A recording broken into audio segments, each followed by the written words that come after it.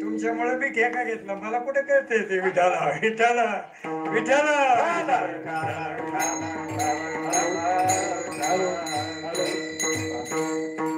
तुम्हाला माहितीये का, सूर आणि आसूर, सूर आणि आसूर, आसूर म्हणजे राक्षस आणि सूर म्हणजे देव. आम्ही आसुरातले येत, आम्हाला सुरात येत नाही, तुम्ही त्यांच्याकडे करून आम्हाला बरं चांगलं आहे असं. तेव्हा त्रिविध तापाची झाली बोळवण, देखिल्या चरण वैष्णवांचे. वैष्णवांचं मी तिन्हींचं एक पटपट पटपट एक एक उदाहरण सांगतो आणि आपण पटकन दुसऱ्या चरणाकडे जाऊयात. प्रवचन म्हणलं 1 तासात उरकीता येतो, हे 1.5 तास असून सुद्धा कमी पडतो, हे गायनामुळं फरक पडतो असं. तेव्हा काय होतं तर वैष्णवांचे चरण देखिवल्यावर काय फरक पडतो. मी एकच उदाहरण, आपण पहा, शुद्धीपत्र माऊलींना शुद्धीपत्र मिळालं, माऊलींना शुद्धीपत्र मिळालं आणि ही भावंड आणि त्यांच्याबरोबर एक प्राणी होता, त्याचं नाव रेडा. हो, वापस जेव्हा आळंदीला निघाले शुद्धीपत्र घेऊन, तेव्हा रेडासहित निघाले आणि वापस येत असताना नेवाशाजवळ आले आणि नेवाशाजवळ आल्यानंतर ते मोठी नदी आहे, नेवाशाची नदी आपण पाहिलेली असेल सगळ्यांनी, फार मोठी नदी आहे.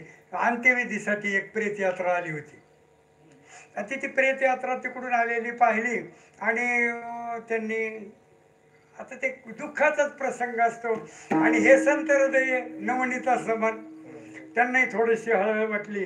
पण कोणीतरी त्या प्रेतयात्रेतला एक जण म्हटला की तेव्हा सती जाण्याची पद्धत होती, ते कपाळाला पूर्ण मळवट भरलेला, हिरव्या बांगड्या वगैरे घातलेल्या आणि ते साडी वगैरे सगळी नवी घालून ती बाई त्या प्रेताबरोबर सती जाण्यासाठी चाललेली होती.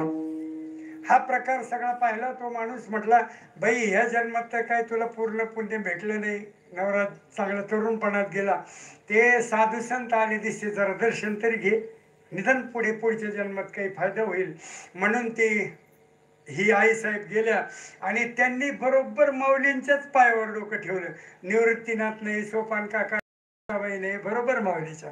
आणि माऊलींनी बी डोळे झाकून मोकळ्या मनाने आशीर्वाद, अष्टपुत्र सौभाग्यवती भव.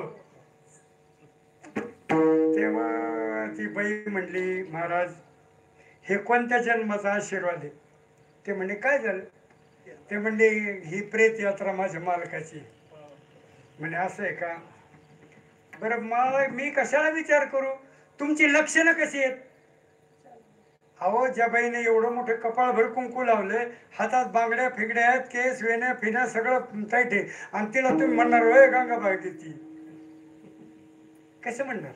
माऊलींनी जो आशीर्वाद दिला तो चुकी आली, मुखावाटे अमृत वचने, सहज सहज बोललो आणि ते खरं असतं.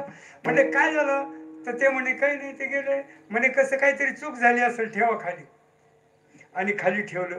खाली ठेवल्यानंतर म्हणले काय नाव आहे? ते म्हणले सच्चिदानंद. म्हणले सत चित आनंद कधी मरत असतं का? अरे हे गेले कसे?